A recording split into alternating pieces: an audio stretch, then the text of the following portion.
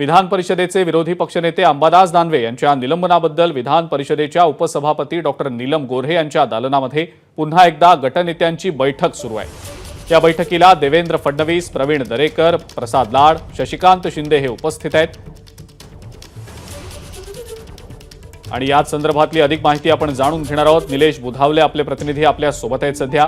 निलेश, दानवेंचं निलंबन परत घेण्याच्या अनुषंगानं काही बातमी समोर येताना दिसतेय का? बैठक सध्या सुरू असल्याचं समजतंय, काय नेमकी याबद्दलची अपडेट?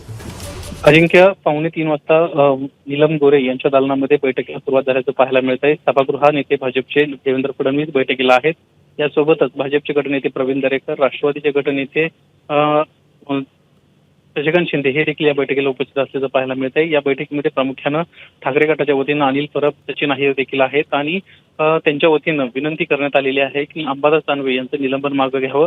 या बाबतीत आता निर्णय होतोय का हे पाहणं महत्त्वाचं राहणार आहे। एबीपी माझाला विश्वसनीय सूत्रांनी जी माहिती दिली त्यानुसार अंबादास दानवे यांचं निलंबन मागे घेतलं जाऊ शकतं, मात्र काही अटी शर्ती ठेवल्या जाऊ शकतात। त्यामुळे आता नेमकं काय होतंय हे पाहणं महत्त्वाचं राहील। बैठक सध्याच आपल्याला पाहायला मिळते। अनिल परब आता बाहेर आलेले आहेत आणि काही वेळातच नीलम गोऱ्हे आपला निर्णय देण्याची शक्यता आहे। ठीक आहे निलेश, धन्यवाद आपण जी माहिती दिली त्याबद्दल।